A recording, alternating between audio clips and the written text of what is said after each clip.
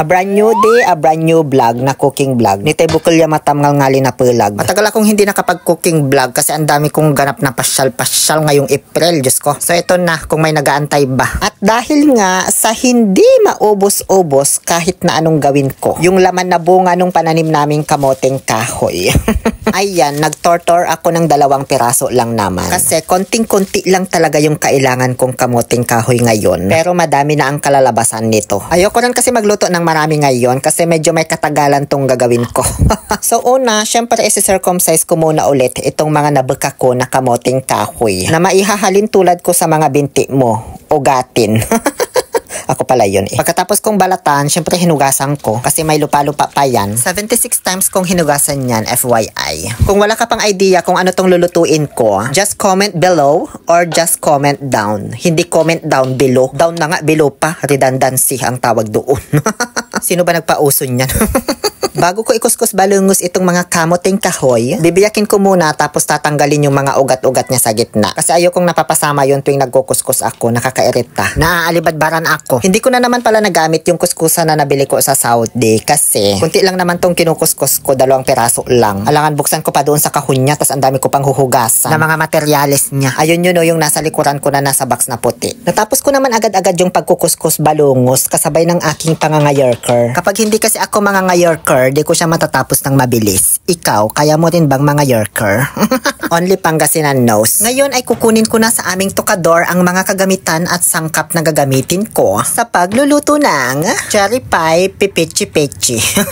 O bakit? Di na kayo nasanay. Iniiba ko talaga tawag ko sa mga niluluto ko. That is my originality and uniqueness sa pagkukuking vlog. Walang ibang nakakagawa niyan kundi ako lang. Igado Versosa, Biryani Agbayani, Lechon Belly Crawford, Vicky Bello Bello, at ngayon naman, Cherry Pie Pipichi-Pichi.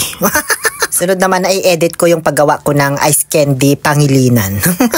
4 na sangkap lang ang kailangan sa paggawa ng cherry pie pipichi-pichi. Kinudkod na kamuting kahoy, kunti lang pala yun no. Pwede na to, pag-eksperimentohan ko lang naman. Asukal, brown or white, bahala ka. Kung saan ka makakamura. Plain tap water, distilled or purified, bahala ka. Basta wag lang formalin ilagay mo. At saka lihiya or lye water, 1 teaspoon lang ha. Optional to, may mga ibang hindi naglalagay. Eh ang kaso, sobrang dali lang pala niyang hanapin sa palengke, be. Isang tanong ko lang dun sa pinagbilhan ko ng asukal, meron agad. Akala ko mahirap siya hanapin, kaya ayan, binilhan ko na lang din. Ang purpose kasi ng lye water, siya yung nagpapalambot at nagpapasticky doon sa iyong cherry pie pipichi-pichi. Yung bang kahit masobrahan mo sa tubig or malabnaw yung maging mixture mo, pag in-steam mo na at naluto na yan, malambot at sticky pa rin yung kalalabasan. Yan din yung nilalagay nila sa kutsinta, kaya nagiging malambot na malambot. Tansya lang lahat nung paglalagay ko sa tubig at asukal. Basta makuha ko lang yung ganyang consistency. Pero dun sa lye water, 1 teaspoon lang talaga, hindi pwedeng masobrahan kasi chemical yun. Minix ko lang ng maigi, tas okay na. Pwede nang ilagay sa hulmahan. Ganun lang kasimple ang pagtitimpla ng pechi-pechi. Alam ko, meron na namang magsasuggest dyan na instead of water, baka pwedeng gatas na lang yung gamitin o di kaya gata para mas malasa yung pechi-pechi. Day, hindi ka gagawa ng leche plan.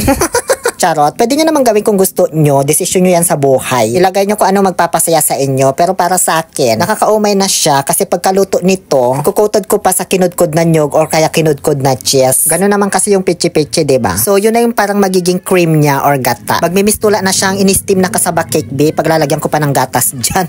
Kaya asukal lang talaga at tubig. Pwede mo ring lagyan ng vanilla pampabango. Ako kasi di ko masyadong bet yung amoy ng vanilla. Mas gusto ko yung natural aroma.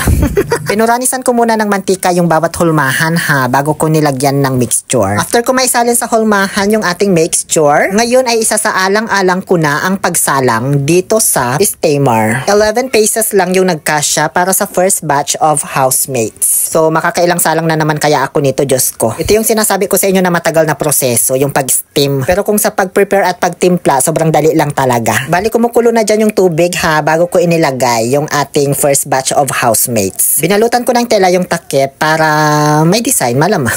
Masyado kasing plain, kaya gusto ko may design. Ayan o, tingnan nyo, diba ang ganda? Pang drag queen yung itsura, para kang may bulang kristal.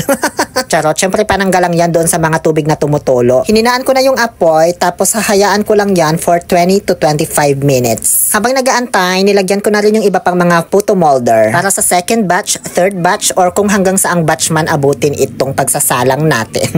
Buti nga lang marami-rami yung photo molder na nabili ko, 50 pieces. pieces. Kaya di ko na kailangang antayin maluto pa yung iba para may paglagyan ulit ako, ganon, diba? Medium pala yung size niyan, sakto lang yung laki niya para sa pichi-pichi. Pero kung sa kutsinta, yung large yung kunin nyo. Nabili ko pala yung mga photo molder na yan sa TikTok. Ilalagay ko na lang sa comment section yung link para sa mga gustong mag-order. Yung medium size na color green, 159 pesos lang, 50 pieces na siya. San ka pa, diba? Pag nagsasalin pala kayo, i-balance nyo yung nilalagay ninyong kamote at sabaw. Kasi hindi naman malapot yung mixture, tubig lang kasi iyan. Baka puro kamote na lang yung nilalagay nyo doon sa molder. Lagyan nyo na lang ng sabaw-sabaw konti galing doon sa mixture kasi yan yung magpapalambot sa pichi-pichi at para rin hindi magmukhang dry pag na-steam na. Tinanggal ko pala yung binalot kong tela kasi dumidikit doon sa pichi-pichi noong umalsa na siya. Okay lang naman siguro matuluan yan, kami lang din naman kakain dito. Pagtusok ko ng pinidor after 25 minutes, pwede na to. Malambot na siya kaya ina-care ko na agad-agad. Ang pinagtataka ko lang dito, bakit ko pa siya pinatong dyan sa bandihado? Inasa molder na nga, dapat pag tinanggal ko na, saka ko dyan ilalagay, diba? Palalamigin ko muna yan bago ko tanggalin dyan sa hulmahan. Ngayon ay isasalang ko naman na ang second batch of housemates. Sakto 11 pieces din yung natira, so mayroon pa tayong isang salang para sa third batch. Iniwan ko muna yan sa mahinang apoy ulit kasi bibili pa ako ng niyog sa may palang. Kaso natagalan ako kasi pinakudkod ko pa. Kaya ayan, dali-dali kong ina-care pagdating ko, medyo na-overcook siya. O syempre, di ko na ipapakita yung pagsalang ko sa third batch of housemates ha, kasi same procedure lang naman. Ngayon, i-coat na natin siya sa kinudkod na niyog gag habang tinatanggal pa isa-isa. Ang linis yung pagkakudkod ngayon dito sa nabili kong niyog, wala masyadong itim-itim. Kasi sabi ko ilalagay ko sa palitaw kaya iningatan nilang mapasama yung bao, nainam. So ganyan, ginamitan ko lang ng kutsara para masukit ko siya ng maayos doon sa molder, tapos inilaglag ko na lang dyan sa may niyog na baog. Para ka lang din nagko-coating ng palitaw, ganon. Ngayon, kakamayin ko na ha, kasi kami lang din naman kakain nito, hindi naman kita aalukin. Kukunti na nga lang tuwi, bibigyan pa kita. Alam nyo, habang nagko-coating ako, di ko maiwasang matakam talaga. Kaya ayan, panay subo ko dyan, Hindi ko na nga nabidyohan yung iba dyan muntikan ko maubos. Hindi ko tuloy matapos-tapos tong pagpe-plating ko. Ito naman na nga yung kino-coating ko ay ang third batch. So, malapit na tayong matapos. Budburan ko lang ng konting nyog kasi ang dami kong natera. At ayan, tapos na. Tikman ko pa ulit kasi hindi ko talaga mapigilan. Ang sarap, oy, Diyos ko. Bagong-bago sa panlasa ko. Matagal-tagal na rin kasi akong hindi nakakatikim nito Habang binibidyohan ko yung plating, parang masyadong plain. Napaka-bare minimum yung itsura. Walang kadrama-drama. Kaya ayun, nilagyan ko na lang ng sili sa ibabaw para gumanda-ganda naman yung itsura. O yan yung totoong kwento sa likod ng pichi-pichi na may sili. Ayan, magmerienda na kayo, luto na. Kuha na lang yung may gusto. Ayaw pala ni Sam kumain kasi ayaw niya yung may coated na niyog. Makatikil daw kasi tsaka nakakaubo kaya pinapatanggal niya. Paano ko naman tatanggalin yan? Diyos ko, nakadikit na. Kaya request niya, gawa daw ulit ako next time pero grated cheese na yung i-coat ko. Please follow me for more. Muli ito po ang inyong Happy Pill Oliver Castro na nagsasabing, no to toxicity, let's make people happy.